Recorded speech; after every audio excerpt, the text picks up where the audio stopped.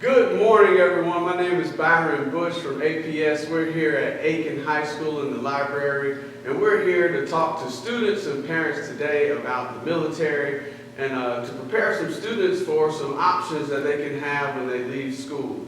So we're going to hear from some NJ, ROTC instructors, military community liaisons, the National Guard, and several other military community liaisons. So we'd like to thank you all for your service and thank you for being here. We're going to get started by doing some introductions. We'll start to the left here. I'm Staff Sergeant Hancock of the National Guard. I've been recruiting for 8 years. First 7 years in the military, I was a combat engineer. I deployed to Afghanistan 2010, 2011 with the 1221st Engineer Route Clearance Company. Sergeant First Class Anderson. I joined the National Guard in 2004. I've been in for a little over 16 years. Currently active duty in the Army Reserve. I joined as a 15 Tango Black Hawk helicopter mechanic. After I did that for a minute, transitioned to 11 Bravo infantry, deployed to Iraq in 2011. Came back, got out of the Guard, joined the Army Reserve, went active as a recruiter. Good morning, my name is Sandra Thomas. I am employed by Aiken County Public School District, and I am the military community liaison for the district. Good morning, I'm Petty Officer Burnett. I joined the Navy in 2013 as a gas turbine electrician. I've been recruiting here for about 2.5 years. Before that, I was in Pearl Harbor, Hawaii. Been all over the place out there, so good to be here. Good morning, Lieutenant Tim Marinelli. I'm the Navy JROTC Senior Naval Science Instructor here at Aiken High School. I spent about 22 years on active duty, and now I'm in my 5th year here at Aiken High School. Good morning, my name is Specialist Bright. I'm with the 246 Army Band in the National Guard, stationed out in McIntyre Air Guard Base. All right, so the first question I'm going to throw out is a general question that anybody can respond to. What led you to the military? What drove you to join, and what was that recruiting process like? Sure. I actually was never thought I'd be military. I was playing college football and lost my scholarship and had to pay for college some way. And so I came home, met with recruiters from just about every branch. Really didn't think any of it was for me at the time. And, by luck, I fell into the National Guard because I wanted to finish college. Recruiting process was quick for me. I met with one guy that was in, that wasn't even a recruiter. The next week I was at Mets joining. I didn't even really care what job I did. I just joined combat engineering because I wanted to have fun, did a tour of that, and haven't looked back. My whole life, I've always wanted to join the military, always wanted to join the Army. My grandpa, my dad was Air Force, my other grandpa was Navy, but Army's the way I wanted to go. 2 weeks after my 17th birthday, I was sworn into the Army. All right, we'll keep it flowing, and we can come back to it. I got a question for you, Ms. Sandra. With the Aiken County Public Schools, what is the role of the military community liaison, and could you tell us what the Purple Star for the school district means and what benefits are coming along with the Purple Star for the school district? Sure. So last year, August, our superintendent at the time met with the State Department of Education. And at the time, Texas had a Purple Star school district. And a Purple Star school district is a school district that honors military families, and they do everything in their power to make the transition from military families to a new school district easy as possible. So with that being said, there are 5 things that you have to be a Purple Star school district. And one of them would be the military community liaison, hence myself.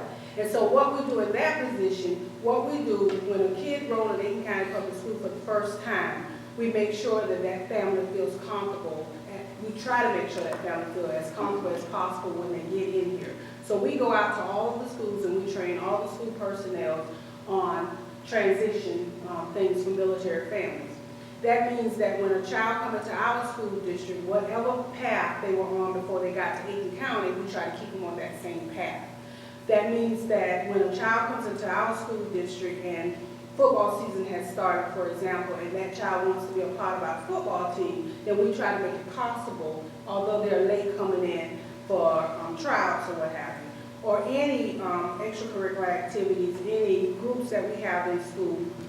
We have what we call school ambassadors, and what we do, we go out and we train from elementary to high school. We train students in our schools that when new military families come in, that we try to make them feel 100% accepted into what we have going on in Aiken County.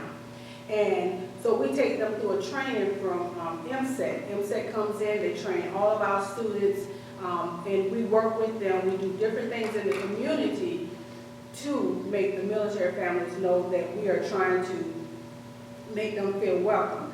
Education planning. If you're in Hawaii and you come back to South Carolina, and Hawaii requires 18 credits to graduate from high school, but we know in South Carolina we require 24. So we're working with that family to make sure that that student does not get off track. And so we work with the military community liaison works with our guidance department every step of the way, and that's why we try to make it that we go out and we train everybody so everybody will know what's going on. And like I said, Aiken County was the first county in South Carolina to become a Purple Star School District. And since that time, we've had extra counties to join on, but we would like to say that, you know, we support the military families, we do everything possible that we can do to make the transition well for military families. We have a website set up. You can go to that website. We have a wealth of information on the website that's going to help military families as they're transitioning in. You don't have to wait till you get to Aiken County. It's already out there what's going on in our county, in our school district. Okay. Just going to jump over to a NJROTC or ROTC question. What is the military academy, and what requirements are there to get in the military academy? Is there any commitment during or after school? Okay, so there are several different military academies. Most people have heard of the U.S. Naval Academy at Annapolis, Maryland, the U.S. Military Academy at West Point, the Air Force Academy out in Colorado, but there's also a Coast Guard Academy and a Merchant Marine Academy. All of the application process and requirements are pretty similar between them, but it's a really regimented, structured environment at these schools. It's not your typical college environment. A lot of people work really well in those structured environments. As far as requirements for admission, really they're looking for a well-rounded student.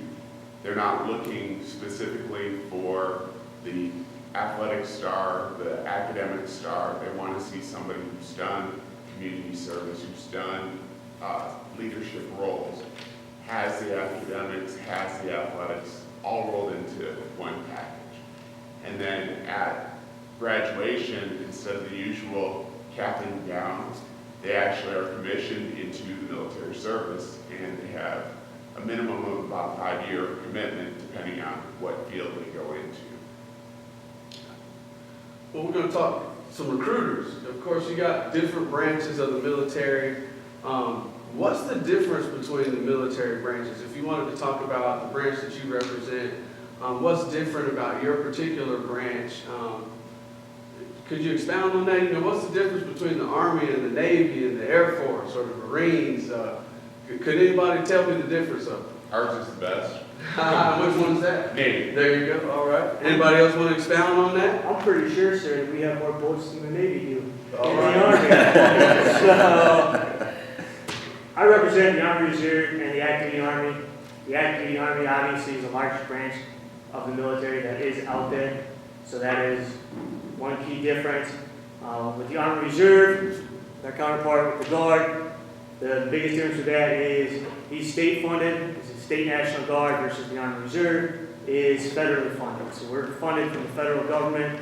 So we have units all over the United States, Alaska, Hawaii, and even if you join in South Carolina, as long as you qualify for the job out in California, Alaska, I can put you in a job and a unit out there.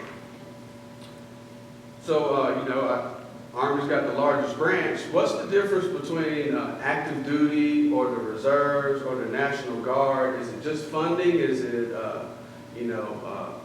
years of service? What's the real difference between active duty, reserve, or National Guard?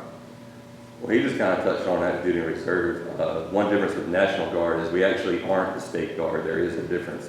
State Guard is actually not affiliated with the military.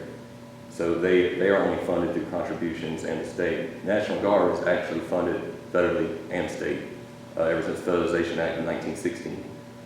We do federal missions. That's how you see I've been National Guard my whole career. I've got combat patches, I've got the cab. It's because we do the federal missions. We get just same amount as federal tuition assistance. Every branch we get $4,000 a year federal, but we also give $4,500 a year for state tuition that they can combine the $8,500 a year for tuition assistance. Now, obviously, the state tuition only comes into play if they stay in state for school, but we also transfer across states. We have National Guardsmen from the nation are in 23 different countries right now. So we're not stuck in the nation. We have one lady that joined the North Carolina National Guard. She transferred to the South Carolina National Guard. 4 years ago, she transferred to the Utah National Guard. And now the company she works for just got restationed in San Antonio, Texas, and she is now in the Texas National Guard. So we're all over the place and we transfer all over the place. As far as contracts go, our main contract is a 6x2. They join with us. There is no depth. They don't enter into the depth. Once they join, they join. They are part of the service. They start getting paid for drills. And then when their ship date comes up, they ship the training. At the end of the 6 years, if they decide they're done, they get out, they turn the gear in, and that by 2 means that for 2 years and an IRR basically they're on call in case the country needs them. Well, I always was wondering, what's the process? Is the process different between the Army or the Navy or the Air Force? Could each of you talk about your specific branch? What is the recruiting process like? Is there anything that would disqualify me from joining? What does the recruiting process look like for a student? Is there anything that they should be worried about or knowing before starting? So for the Navy, the biggest things has got to be, we have, it's a little bit different for each branch obviously, but 17 years old to 39 years old, we can take the older people, I guess you could say, up to 39 years old. You have to have a minimum of a 31 on the ASVAB to qualify. You got to meet our height and weight requirements, which all of ours are a little bit different. And just be physically, mentally, and morally qualified. So we're going to ask you anything, medical issues, legal issues. Us as recruiters, we cannot tell you no, that disqualifies you, that's all to MEPS. So, if you have, asthma, that could disqualify you, but we'll still, send paperwork up. We can't tell you no, that's up to the doctors and MEPS. As far as legal issues, we're pretty lenient on legal issues. I think 5 misdemeanors is our max. If you have a felony, if you get a felony, which I don't recommend, we can still do that. You're just going to have to, the requirement's going to go up for you. The ASVAB would be an 80. Us is for GEDs. If you have a GED, you have to have 50 minimum on the ASVAB to qualify. That's the basics of getting it for the Navy. So for the Army Reserve and the active Army, pretty similar along those lines. As a high school student, I would highly recommend not doing 2 things. Not doing any drugs. For the majority of our branches, it's going to permanently disqualify you if you do test hot during a drug test at MEPS. And the other thing, which this is different than the Navy, you can touch on that, is for us, hand, neck, and face tattoos. You got to be really, really careful with those because that's going to limit your availability of what jobs and if you can actually join the active Army and Army Reserve. Yeah, so for the Navy, our tattoo policy is can't have any on the neck or face. If we can look at you straight and see tattoos here, it's a no-go. But we can have them pretty much anywhere else, all the way down your fingertips. You can have them everywhere, just not on your face or straight on your neck. You can actually have them behind the ear. They just have to be super small. I wouldn't recommend that, but we're the most lenient on tattoos. Sound advice. What is the ASVAB and how does it affect or correlate with your MOS? I know acronyms, MOS is Military Occupational Specialty. But what is the ASVAB and how does it correlate to what your MOS would be? So the way I explain the ASVAB is it's like the military's version of the ACTs or the SATs. So for the ACT and SAT, you got to score high enough to get into that top tier college. It's kind of the way it works in the military for the ASVAB. The higher you score, the better your line scores. And what happens with line scores is we take the ASVAB, you get those line scores, and those are the scores that show what jobs you qualify within the Army and the Army Reserve. So the higher you score, the more jobs you qualify for. So you always want to make sure you put in your best effort during the ASVAB. And it'll also show you what career choices are best for you and what career path you're going to be good at and kind of where your interests lie. So if you do take the ASVAB, we can kind of show, hey, you're good at this, you just try to focus on a career in this environment, in this area. Got it. So basic training, that's something everyone has to go through, right? What is basic training like? What is the mental or physical demand on students? Is there anything they need to know to be prepared? Or could you tell me a little bit about basic training?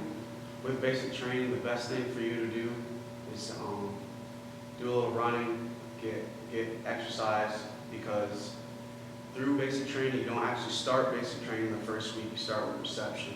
And with reception there are I think we ran a mile, did some push-ups, so you do have to qualify or else you get sent to exercise camp. And then coming out of high school, the first thing I had a problem with was being away from home, being away from mom and dad. So that was an eye-opener, just be ready for that. Yeah, our boot camp in the Navy is 8 weeks. It's in Great Lakes, Illinois. It's one of the shorter ones. We tend to put a lot more money into a school for the job that you pick. I would say the Navy is more mental than physical. Most of it's going to be indoors. The physical requirements is a 1.5 mile run, push-up and sit-ups, depending on your age. It's going to depend on, the times and how many reps you got to do for that. Ours is just basically getting you ready for ship life and anything that could go wrong on a boat. So you're going to do firefighting training, you're going to do flooding training, they put you in the gas chamber, just a bunch of stuff to get you ready for anything that could possibly go wrong on a ship out at sea. One thing that's unique with the Navy's boot camp is, and Marine Corps boot camp, is there's a swim qual. So even if people have never swam in their life, they can, they have to pass that swim qual, and they work with them. When I was at boot camp, there were several who had never been in the water in their life deeper than a bathtub, but they still got through and passed that swim qual, so that, like Petty Officer said, they're ready for any possible emergency on board ship. Well, could one of you tell me, what pulled you into the military? I mean, what was it when you're at the age of getting ready to go serve? What was that driving factor that said, yes, this is what I want to do, let's do it? Could anybody talk on that?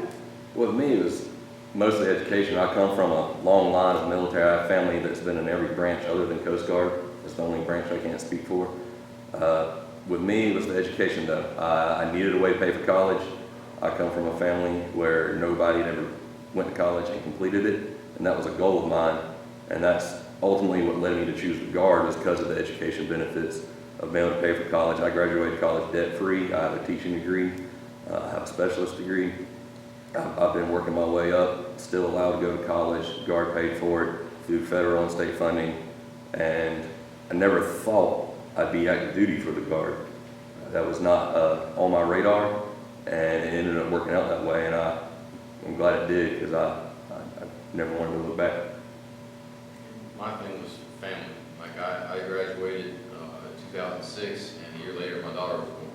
I was working at a pizza restaurant, and before I knew it I was 25. So I didn't want to be working there until I was 40 years old. So I went in, I joined, and just in 7 years the difference that it's made has been astronomical. My family's taken care of. What's keeping me in now, I was thinking maybe I'd do 4 years, use it as a stepping stone, get out, use what I've learned. What's keeping me in is the people that I've met, the places I've seen. You never know who you're going to meet at the next station, so that's what's keeping me in. I had a similar experience. I spent a year in college. I didn't have a lot of direction, kind of ran out of money, and then spent a couple years working. And when I was 21, I kind of looked to my left and looked to my right and said, I don't want to be that guy when I grow up. And decided to join the Navy in order to get back into college, in order to mature a little bit, have some time to figure out what I really wanted to do with the rest of my life. And I only planned on doing 5 years, but in my first 5 years in the Navy, I got to see everything from a tropical island paradise in Guam to England and Stonehenge and Greece, the Parthenon, Athens, to some really incredible things with places like Bosnia, where really got a chance to see how inhumane we can be in a wartime environment. Or we went in after the war kind of as peacekeepers, but just to see how inhumane people can be and get an appreciation for that. Everything that I saw in those first 5 years is what kept me in for the next 17 and is keeping me doing this even today. Anybody else? We'll keep going up. So were any of you involved in NJROTC in high school, and could you tell me what benefits, are there benefits to being in NJROTC as far as transitioning into service? So I was actually in NJROTC for 4 years, and there's a couple different things that helped get into college, but that made it so when I joined the Army, I joined as an E3. So not only did I join the 3 ranks ahead of the majority of everybody else, but I had the leadership, the discipline, I understood how to march, understood cadence, understood rank structure. I had to transition from the Navy to the Army, which was a little bit different, but when I got the basic, learning all that, I already knew it.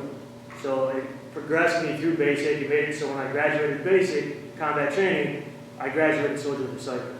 So I highly, highly recommend doing JROTC, whether it's Navy, Army, and so forth. I did not, and I highly recommend it. If I knew what I do now, I'd probably be a couple ranks higher than what I am right now. It's the same for Army. It doesn't matter if you go in Army, ROTC, Air Force, Navy, or whatever. If you do 4 years, you'll be an E3 when you join the Navy. If you do 3 years, or 2 years, you'll be an E2. I think that's the. So I highly recommend it. If you want to join the military, I would recommend that for sure. I really wish there had been a program like that at my high school, because I definitely would have been a part of it. Unfortunately, there was not. What I learned later on while I was on active duty is, in addition to programs like the JRTC, there's a program that works with the Navy and Coast Guard called the Sea Cadets, and that's open to kids whether they're in a school that has a JRTC or not. So it kind of opens up the opportunities beyond just schools that have the JRTC. But really the real benefit to starting, as he said, at E3 isn't the extra pay, though extra pay is always great. The real benefit, and I'll tell you honestly, is that you're going to advance to that petty officer or that specialist rank about 1.5 years sooner, okay, which means about 1.5 years less of all those horrible jobs that nobody wants to do, and 1.5 years closer to being in those leadership positions where you're responsible for other sailors, other soldiers, other Marines. You're starting out with that leg up, and you're going to have more opportunities to go even further because you're starting out with that 1.5 year advantage over everybody else that's around you. Got it. Of course, joining, were you about to say No, something? I agree with what they all said. I did not do ROTC. I played sports all year round and never thought, like I said, that military was for me. And that they are 100% correct. Doing it, getting the rank advancement when you go join, it makes a world of difference, and you can see it amongst the soldiers who have done it and who haven't done it. Of course, when you join, you gain another family. We talked about some of the effects on your family at home. Kind of a dual part question. Would any of you talk about how did the military affect your family? I mean, was both sides of it? Because I know there's some hardships with it, and I know there's some benefits. And then after that, I'd like to come to our military community liaison and ask what resources and benefits exist for military students and families. So to recruiters and soldiers, what are the effects on the family? And then we'll come back and ask what resources we have. I'll say I definitely think that my wife had a much harder job during the last 15 years of my career than I did. She had to deal with all of the little things that come up while I'm deployed. She had to deal with the car repairs and the home repairs and the kids getting sick. All I had to do was focus on my job while I'm deployed. She had to deal with all that chaos that comes with being at home, having the kids to take care of, having a house to take care of, having your spouse away, and having to deal with it by yourself. But the great thing is, she didn't have to deal with it by herself. That community that was around us really helped out through every deployment, through every issue, through every problem. I actually, while I was deployed overseas, got struck by a vehicle while riding a bicycle and ended up with a spinal cord injury and a broken neck. And through all of that, the Navy took incredible care not only of me, but of my entire family. Without even being asked, the people around me, the people I worked with, they took care of our kids. They took in our kids while we were getting ready for me to move from where we were in Bahrain to Germany to Walter Reed. When we left, all of our stuff, all of our household goods was there, and somebody was there who took care of making sure it got packed up right and sent on. Everything up into, including taking care of our pets while we were through all that, so that we didn't have to deal with all those details.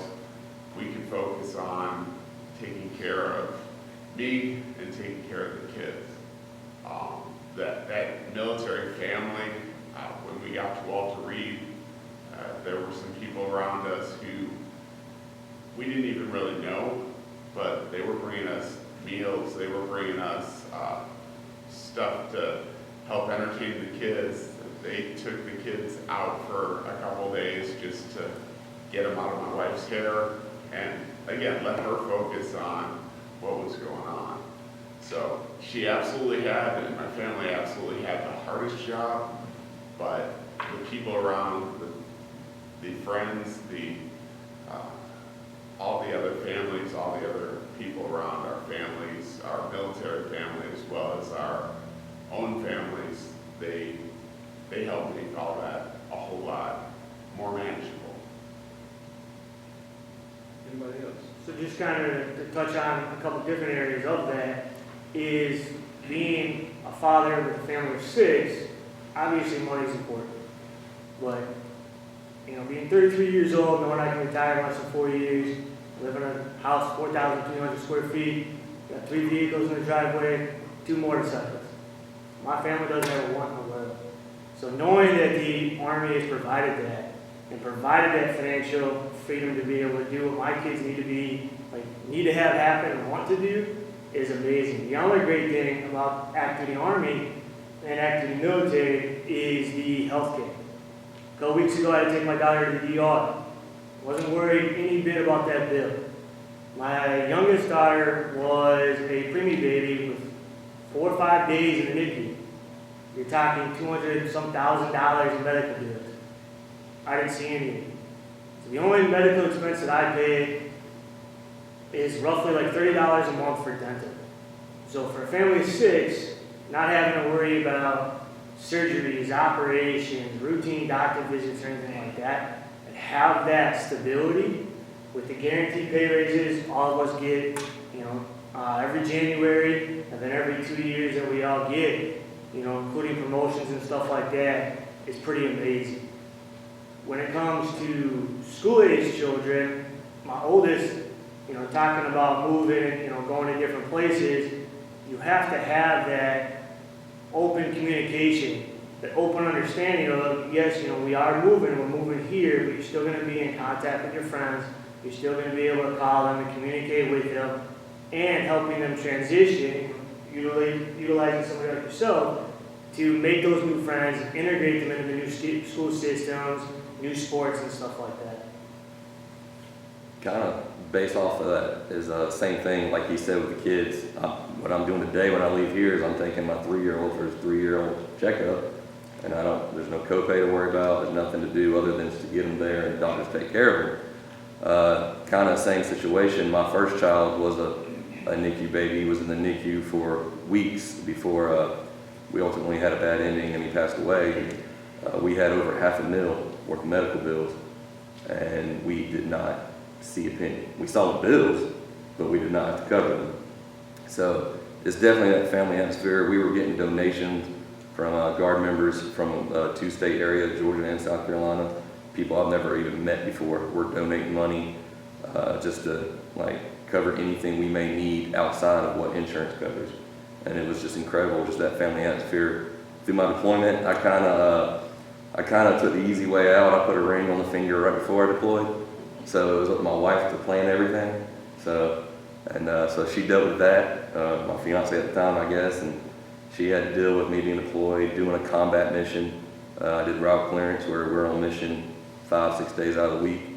And just the family atmosphere, is amazing. I come from a small town called Hepsville, Georgia, which isn't that far from here. And coming from there and just growing out of the trailer park lifestyle and moving up to where I finally just built a house in South Carolina. I'd still been living in Georgia this entire time. And like Sergeant Anderson said, just looking out in that driveway, seeing the cars that you never thought you'd have, the house you never thought you'd have, and knowing that your family's taken care of is something that nothing can replace. So I got a little bit, just on that, like when I moved from small town Georgia to Pearl Harbor, Hawaii, when we got there, I didn't have anything.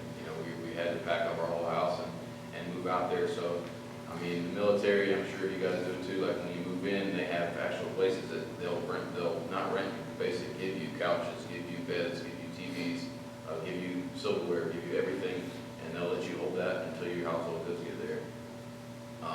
Another thing is like communication, like we all talk about deployments, like we're still able to talk to our family out there.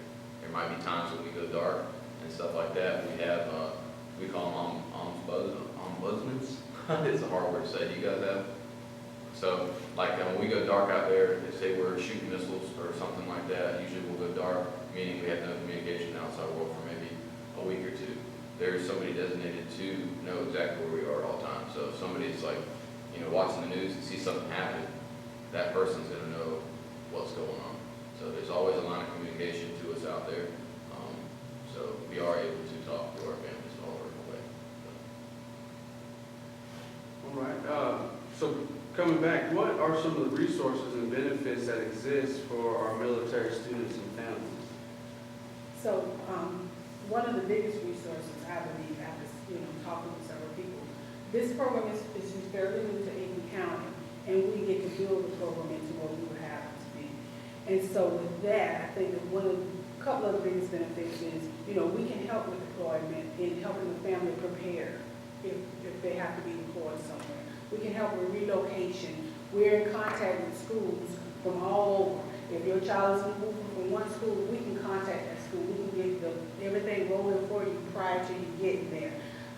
The academic planning, like I said before, our counselors are trained. They understand that a military family goes through so much in the transition process. In learning, a kid could have moved 6 times before they got in 3rd grade. And so that's a lot on a family. So we want to be there to be that support. we have a contract with MSEC, Military Child Education Coalition, and they offer so many trainings to military families. Anything you want to know, this organization has it on their website, and we try to put it on our website, and we try to make sure that you have all the information that you need as a military family that we know of to present to you. Currently in Aiken, we have 576 military connected students. And you didn't ask me that, but I would like to explain what that is. A military connected student is a student whose parent is an active member of the military. Then you have a student that the parent is active member that's deployed. Then you have active reserve, and then active reserve that's deployed, active National Guard that's deployed. You have families who families have lost a service member within a year, and then also families that's injured. So we serve a variety of families, and I think as we continue to grow, we'll be able to provide more services. But because this is in the beginning stages, we're still working on things. So we're asking the military community in Aiken to contact us and help us to grow this program, because you guys know what it is that you need. And we want to be able to provide those things for your families. And they're pretty much nothing different than we provide for every other student that's in our school, but we do recognize the transition. We do recognize what military families go through on a daily basis. So as a military student or family, do I have to register or sign up, or how do I make sure my child or family is properly identified within the school system? So what happens is when you register your child for school, on our registration form, we have a piece on there that says, are your parents military? And so when you put, yes, your parent is military, then we'll ask you, what's their role? Are they reserve? Are they National Guard? Are they active duty? And then we have, we're able to pull from Power School the kids, and that's how we're able to reach out to the families that come in. Now, because this is new, this is the first year that we've been able to reach out to new families that come in. We try to contact families and say, hello, my name is Sandra Thomas. I'm the Military Community Liaison. How's everything going for you and your family? And so that's how we connect with the families in our through Power School. Okay. So ping pong here to another topic. Let's talk deployment. You know, have any of you been deployed? What is deployment like? And, you know, just could you share some information about deployment, maybe some things we would need to know, however it feels to you. But yeah, let's just talk deployment. Have any of you been deployed, and what would you say on it? I would like to start off and chime in here. When it comes to the Army, Army National Guard, Army Reserve, active in the Army, when we talk deployments, we're talking about deployment to a combat zone. When it comes to the Navy, you can touch on what the Navy determines as deployment. Yeah, the Navy is more mobile, so depending on what side of the coast you are, you're West Coast or East Coast, it's going to depend on where you go. So that makes us a little bit different, because we're not just going to go to one location. You know, depending on your job, we still end up in combat zones, but for the most part, you know, most of our jobs are on ships, so you know, we're going to be off the coast, but we're mobile, so I mean, we got to get gas, so we have to pull in. So you know, in a 6 to 8 month deployment, you can see 20 countries. That's what kind of makes us different, is we're gonna be mobile. So. And I had a unique job in the Navy. I was in the Navy Seabees, which is the Navy's construction battalions, and they don't go on ships very often. They're actually designed to build stuff for the Marines, and a lot of the Marines do what the Marines do. So we had all kinds of different deployments that I got to experience, from peacetime deployments to Guam, and to Greece, to England, to again, the combat deployments, whether peacekeeping mission in Bosnia or in support of all the services in Afghanistan. I had deployments all over the place. Also spent 7 months in Africa, doing really community service projects all over the country of Kenya. So deployments, really, each deployment is unique, and each deployment, it has its own ups and downs and challenges and benefits, really. Is there, good? When I deployed to Iraq, I deployed with the infantry. So, going out there, I was all the way from south of Iraq to north of Baghdad. And going around and seeing how people live in that country in a different environment over there, and talking to the nationals and learning, different cultures and everything like that, and seeing some of the best sunsets I've ever seen in my life have been in the desert in Iraq. So learning about the culture, being able to experience that, going over and doing the job that you're trained to do in a combat environment, going out there with your fellow battle buddies and your soldiers is something I'll never forget. I have to agree with what he just said. Even I went to Afghanistan, I did not go to Iraq. I was in Batika, Providence. We went to places like Fob Tillman, which I'm sure everybody's heard of, Pat Tillman, an NFL player who was killed over there.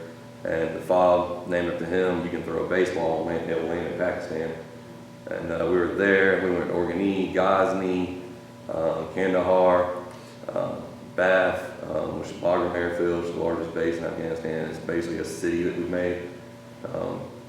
I did route clearance to where we are out. The way they fight us over there is they plant bombs and they hide. Well, my job was to find the bombs and get rid of them before they got rid of us. And we have the Huskies, the ground penetrating radar that finds it. We have the RGs, which is the gun trucks, the Buffalo, which is actually designed right down the road here in South Carolina, where the original design for it are, which is pretty neat. That's the one that digs up the bombs. We have the wreckers. Over there we call them IEDs, explosive devices. And it was definitely something that I'll never forget.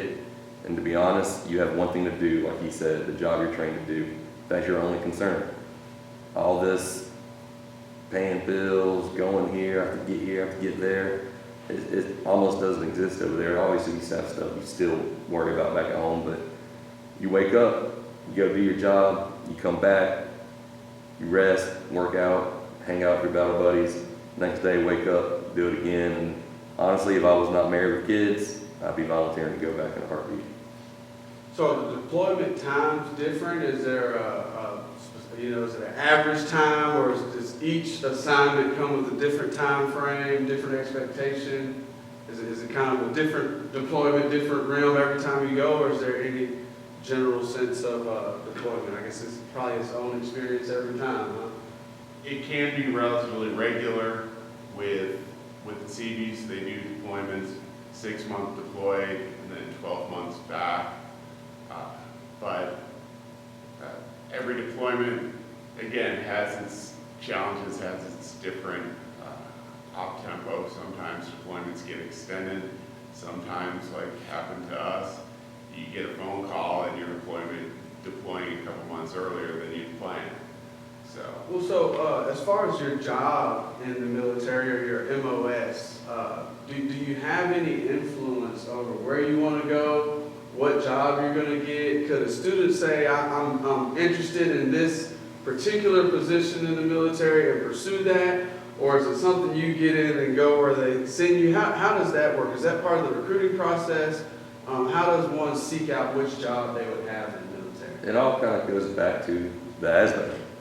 The ASVAB is going to determine jobs they qualify for, jobs they don't qualify for, and then you can expand beyond that to where they want to go into the S&P program, ROTC in college, or they want to go to an academy or something like that. Then they can go and become an officer, OCS, there's state OCS, there's federal OCS. So it all just depends on what route they want to take after they get in. But as far as initial entry into a job, more often than not, it's going to result back to that ASVAB. That and your physical, you'll have to go to MEPS, which is the Military Entrance Processing Station. There's a physical involved. It's a little bit more intrusive, I would say, than a normal sports physical. But once you pass that, the biggest thing that people get hit on there that takes them out of jobs is going to be eyesight. So depth perception, stuff like that. But it all does come back on that ASVAB. If you don't qualify for the job, obviously you won't be able to do that job. We do have point waivers. I'm not sure Army does it too. I'm sure every branch has this. We do have point waivers up to about 12 points. So if you don't qualify for a job, it just depends on those line scores again. You know, if you can get a point waiver, you can get a point waiver for it and join with that job, but it all comes back on your head physical. The great thing about my role here as a NRTC instructor is I don't have, yes, I'm biased. I love the Navy.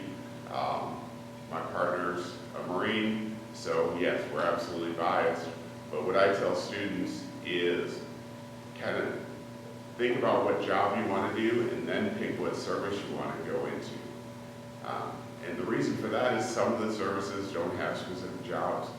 Some of the jobs are available in all the different services, and it just depends on which service you want to do as far as look up which service is going to give you better promotion opportunities, or which service is going to take you to different locations or different things like that. The example I use a lot of times is if you want to be a veterinarian technician, don't join the Navy. We don't have them. But the Army does. So that'd be the route to go there. On the other side, if you want to be a dog handler, work with military working dogs, they've got them in all different services. It's just different as far as what exactly you're doing and the process to get to that. With the Army, you can join right in as a dog handler, so that's got its advantages. With the Navy, the advantage is you've got to apply for it, and so the group that serve in that job are a little more elite. They've all been screened a little bit more, and they're a little more senior, got a little more experience. So I tell them, pick the job you want to do, or kind of think about what job you want to do, and then decide on what service you want to go into. That way you don't end up disappointed and doing a job that you weren't necessarily thinking about at the start. Just a few more questions here. Well, does my pay correlate to my job, and can I change jobs at any time? Let's say I get in a job and I don't like it. What's that change process like? And lastly, can I earn a degree while in school? I heard one of the benefits is getting my education paid for. Can I continue to serve and get that degree, and can I switch in between jobs? How does that work? So when it comes to pay, it's a military pay scale. So it's not a Air Force pay scale or a Marine pay scale. It's a military pay scale. And it's based off of your rank and time in service. Same thing, National Guard, Army Reserve, rank and time in service. So that's how you get paid. It's not based off of jobs or anything like that. Now, if you're on, Army, if you're on jump status or different things like that, you might get paid a little more, but that's not based off of the job. That's based off of just different things that you're doing at that time. What was your other question, sir? Oh, well, just can you pursue your degree, and what's if I'm in a job and I want to switch, what's that process like? I've had 3 jobs in the Army. Blackhawk helicopter mechanic, 11 Bravo, 79 Romeo recruiting. From recruiter, I've been a station commander, and I'm about to transition to a different job. So the biggest thing you have to do is with that initial contract, usually you have to finish out that initial contract, and the major reason for that is if you join with a bonus, for the most part, and able to keep that bonus or keep the rest of it that you haven't been paid yet, you need to fulfill that first contract that you did. Now, towards the end of that, if you want to re-enlist, you sit there and talk to a counselor and go, hey, I want to re-enlist, but instead of being in a 15 Tango, I now want to go 11 Bravo. Same qualifications come into play there. You still have to make sure you qualify through the ASVAB and line scores and have those physical qualifications. So ours is a little bit different. We can also change jobs. Ours is 18 months. If you get into the Navy and in 18 months you don't like your job, usually we will have career counselors on board. And you go down there and you'll talk to him or her, and they'll look at your what's called C-weight. That's basically looking at manning in your job. If you are overmanned rate, as we call it, we got too many people in that job, then they will let you transition to a separate job, and you can do that as many times as you want, give or take, manning. So. So going back to that, Oh, I would say we kind of tie into both. With us, it's like Sergeant just said, if you had that bonus attached to it or something, you really don't want to switch your jobs. If your contract ends, if you did not join the bonus with us, you can reclass into a different job. The catch with that is you have to find the unit that has the job you want, and then once you get to that unit, they have to send you to that MOS school within 2 years. That's regulation standard. They have to do it. There's no questions about it. As far as education goes, that was the other part of your question about finishing, is that's to me the big benefit of the Guard is the going to school at the same time because you're part-time, kind of like the reserve, to where you can go to school, we pay for school, you live your life, go get a job if you want to. I graduated college in 4.5 years, and that included transferring schools, serving at the same time, involved in deployment. I was gone for 11 months on that deployment. So, and I still graduated in 4.5 years with a bachelor's degree. So it's definitely something we can do, and I don't have to worry about the stressors of paying for it. got it. So being active duty from June of 2019 to June of 2020, I took 64 college credits. I used tuition assistance and FAFSA using Pell Grants to help pay for college. So if I was taking 2 classes, the school was cutting me a check for $1,500. If I was taking 3 classes, I was getting anywhere from $2,000 to $2,500 back from the school because the Pell Grants and tuition assistance allowed me to cover it. So, and I'm starting my master's degree, and again, tuition assistance will help cover that. There's also the post-9/11 GI Bill, which if you serve 3 years on active duty, you'll get that, which is a phenomenal education benefit. Being active duty, you have the ability to go to a brick and mortar school. You just have to touch base your leadership. You obviously can't go full-time because we do have a full-time job. But if one of my soldiers wanted to go to University of South Carolina, Aiken, or Aiken Technical College and take 1 or 2 classes there, I would fully support that. In my recruiting station alone, over the last year, my soldiers have completed over 150 college credits. And all those soldiers are active duty. So I'll jump in on that too. I got a little bit of a late start, so I actually finished my associates like Monday, I think. So, Congratulations. yeah, thank you. Yeah, just I've never been to college before. So what I tell people too is boot camp is college credits. Making rank is college credits.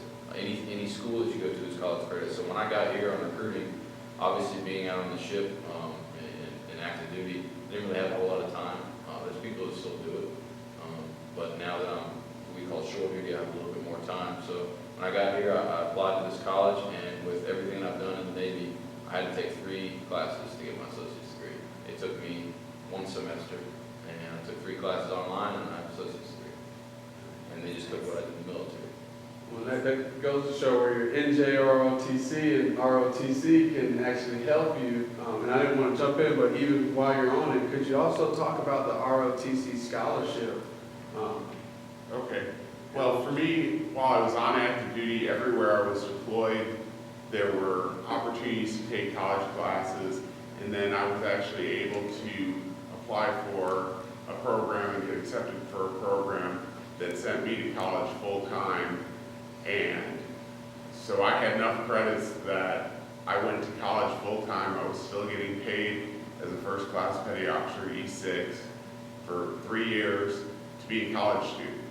And my whole job was to be a college student, get the grades I needed, and graduate, and then got commissioned at the end. Even those who are on active duty have opportunities for programs like that, and they have opportunities still to apply for military academies, even though they're on active duty. There are restrictions, but they actually hold open a specific number of appointments for the military academies for people who are on active duty. With the ROTC scholarships, if you're coming straight out of high school, it's a great opportunity it's a great pathway to get a commission in the military. All of the services have different ROTC programs. With the Naval ROTC, there is about 80 schools across the country that have ROTC programs. here in South Carolina, the Citadel and USC in Columbia are our ROTC schools, naval ROTC schools. And naval, anytime I say naval, it actually includes Navy and Marine Corps. So they have naval ROTC at the Citadel and University of South Carolina. But also, in addition to those 80 schools, there are crosstown schools that affiliate with those 80 schools. So you could be going, for example, to Allen University here in South Carolina and be doing ROTC through University of South Carolina in Columbia and still get all the same benefits. With the ROTC scholarships, you get your tuition, your books, and fees all paid for. With the Navy, it's 100%, whether you're in-state, out-of-state, whatever. With some of the other services, there are different tiers, different levels of scholarship. But in addition to that, you get a stipend, a couple $100 a month that helps go towards room and board. And your requirement is 1 day a week. You have to wear a uniform to all your classes, and then there's leadership labs. There are specific classes you have to take. We have PT 3 days a week. But other than those things, you're a regular college student if you're in an ROTC program. With the military academies, it's a little different because it's a full-time, structured environment. You're in a uniform 24/7 all the time, unless you're asleep or PT. You're in a uniform at those military academies. It's full-time, but the other cool thing about the military academies is you actually get paid to be a college student. You get basically half of junior officer's pay every month to be a college student. And you go through those 4 years of college, you get increasing responsibility, increasing jobs, and all while being a college student. Over the summers, you get to do different summer trainings, and it might take you around the world to a deployed unit in Europe or a deployed unit in the Pacific for those summer trainings, or it could be someplace here stateside. So there's lots of different opportunities just even while you're in college. And then at the end, you've got, like I said before, minimum of 5-year commitment. Some of the jobs, you have a longer commitment. If you end up a pilot, you have an 8-year commitment. But that means, at least with the Naval ROTC, you've got a guaranteed job, full-time job when you graduate college, which is a huge deal depending on where the economy is and how jobs are in particular areas in different fields. Well, what about life after the military? Could you talk about how do you transition from the military back into civilian life? Some of those challenges, are there resources out there? How do you go from active service in the military to transition into being a civilian again? I think with us, the transition in civilian life is a little easier just for the fact that you are part-time, so you still have that civilian life aspect. We also have services to where while you're in, you can go get the counseling, you can get a lot of stuff set up for free, you can get wills set up for free. Anything you need for after your career is over in the military is you can already have it set up to where you don't have to worry about that part after you get out. And I think on that aspect, it's about of while you're serving, it also relates back to when you started that ASVAB, the jobs you choose. You know, make sure you're trying to think 5 years, 10 years, 20 years in the future and choosing a job that will not only benefit you in the civilian life if you get out, but a job that may just be easier for you as a person to transition out of into the civilian world. One thing I preach to all my applicants when they get in is think about trade skills. Think about those jobs. Think about mechanics. Think about cyber. Think about communications. Think about all this of stuff that you may want to do outside of the uniform, and that alone will make the transition easier so that you can just keep moving. But then we also, and every branch I'm sure has them, we have the counselors that are there to help you move from the Army life or the Navy life into the civilian world. One thing that the Army has is it's called the PACE program. So what that is, it's a guaranteed job interview in a career field that's associated with the job that you chose. So instead of, your resume sitting on a stack of 150, 200 resumes, you're automatically guaranteed that job interview. So that's one thing we do have. The only thing is when you're transitioning out, like he was talking about, I've got a soldier that's about to retire. He served 22 years in the active duty Army. In the last 6 months, if he wants to, he can go and do an internship somewhere else. So by the time he gets out, he's got that job lined up. So we have a bunch of transitional resources out there that'll be able to line yourself up with a job. There's resources out there that'll take your entire military record, and what they'll do is they'll translate it to civilian lingo and write a resume for you. And they'll do that for the particular job that you're going for. And you'll do that for free. You just send them your entire record, they'll detail out that resume, translate it all, and help you out that way.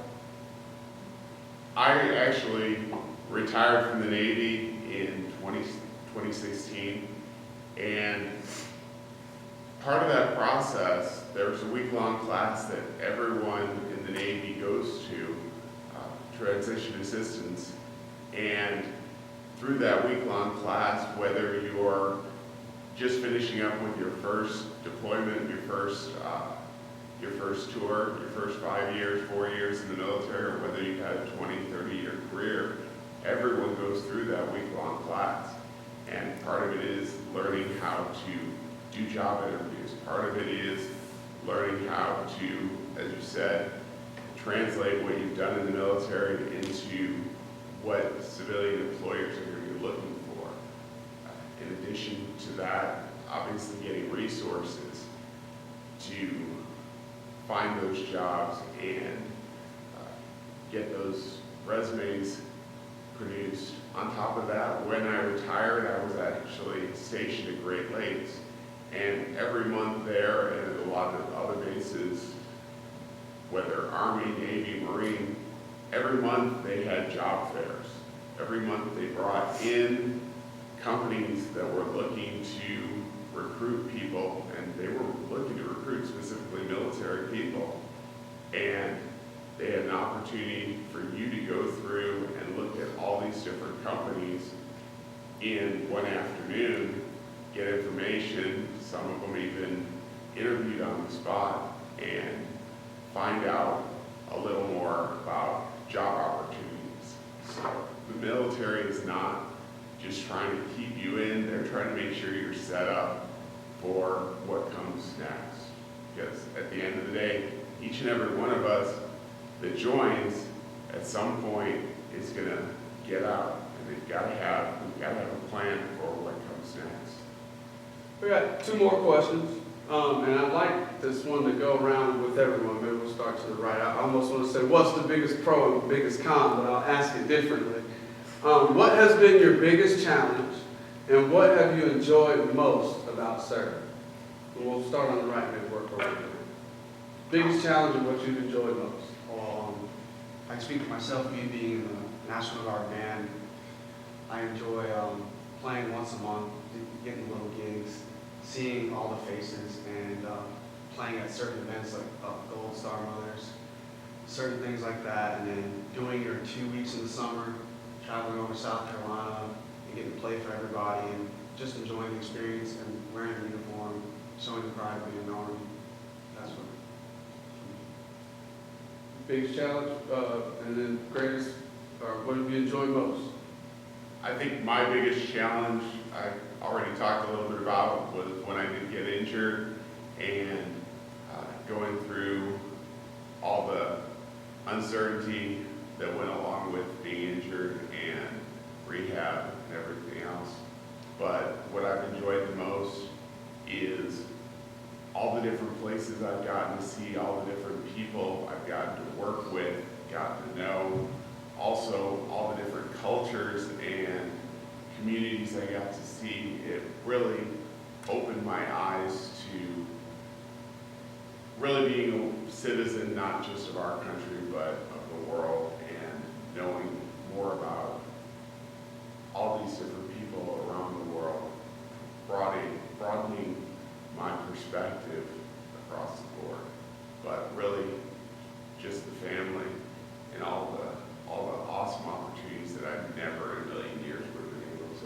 have had it not been for that career in the military? I wouldn't say I really had too many challenges. I would say, like in the beginning, obviously being away from family, from friends. That kind of goes hand in hand with what I said earlier about, we are a family now. So everybody that I know at this point now is all military. So everybody's got each other's back when we're out there. So the being away part gets a little easier once you've done it for a little while, because we are a family. That's what's keeping me in the military is people I want to meet, the place I want to see.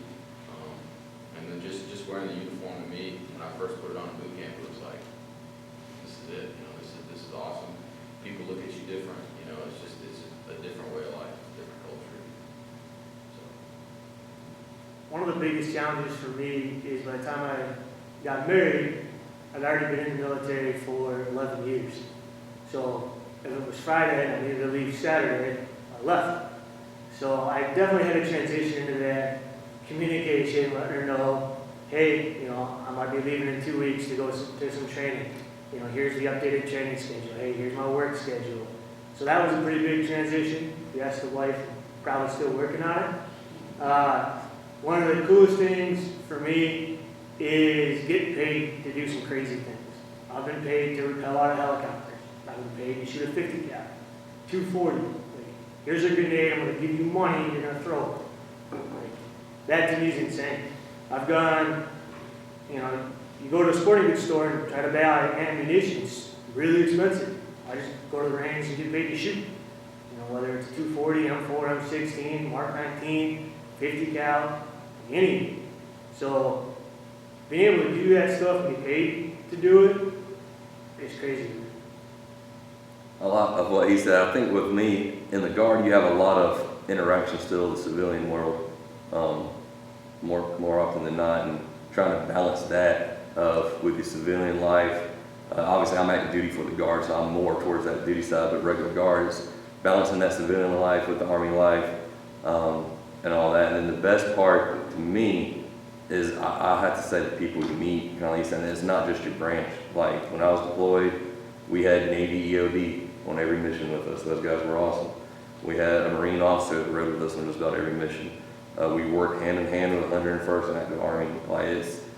The people you meet are just incredible, and it's a bond even amongst the different branches that people outside the military just won't fully grasp and comprehend. But it's just something that every night when you lay down your head and go to bed, and then you wake up and you know that you're part of a brotherhood, so to speak. Whether it's in your branch or not, it's just something that can't be replaced. All right. Well, here's one last question. What advice would you give a current high school student who's thinking about joining the military but is uncertain on what to do? I would sit down and talk to every branch.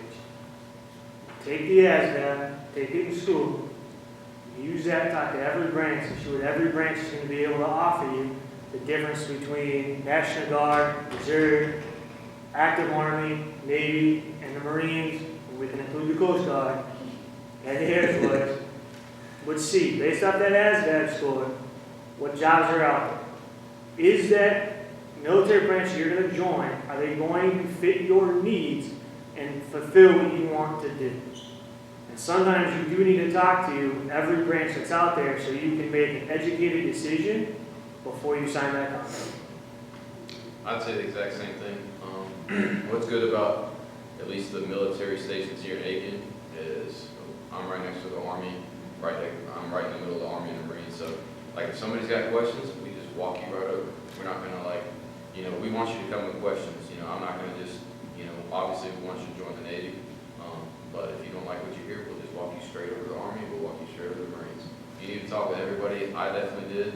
Because we're all the same in certain ways, but we're all different in different ways, if that makes any sense. So we all offer different things, but I will talk to everybody. And if you are considering taking the ASVAB or joining the military, definitely take the ASVAB and get that ROTC. On top of that, do a little research on your own so that you have good questions as you're going into each one of those branches, but also do a little research on the ASVAB. ASVAB is kind of like the ACT, SAT for the military, but the questions aren't just your typical ACT, SAT questions. There are some questions that you wouldn't necessarily expect, including shapes and how things fit together, or how the gears would move together, questions about tools and their uses, questions about auto mechanics, things that you wouldn't necessarily expect. So do a little research. Online you can find a lot of different resources. They give some sample questions for ASVAB, and that'll help you know what to expect when you're taking that ASVAB, so that you're ready to really do well on the test and be prepared to have as many opportunities as possible when you do walk in the door with those recruiters. I think what I would add, I agree with 100% everything they just said. I think what I would add to that is don't be afraid to take the ASVAB. And what I mean by that is the ASVAB does not mean you're joining.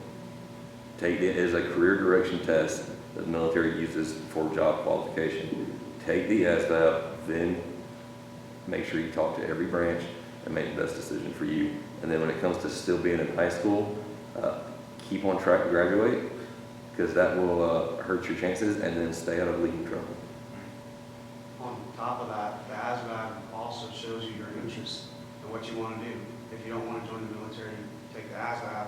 It'll show you what you like to do as far as not being in the military if you don't want to. So you have those options, but nail on the head, just take the ASVAB. And again, don't look at it as college or military. There's definitely opportunities to go to college and get the military to pay for it, whether it's through the Guard, whether it's through an ROTC scholarship. But the big thing, if you're looking for any of these, start thinking about it early. Start thinking about it in your sophomore year, your junior year. Don't wait until you're a senior, a month away from graduation, and say, hey, I need to go join the military because I haven't figured out what else I'm going to do. Start your planning early. The one resource that's impossible to get back is time. You can get more money, you can get more education, you can't get more time. So don't waste that time early. Start planning early, start thinking about what you want to do, and again, do your research and figure that out for yourself. Well, in closing, I'd like to thank you all for your service.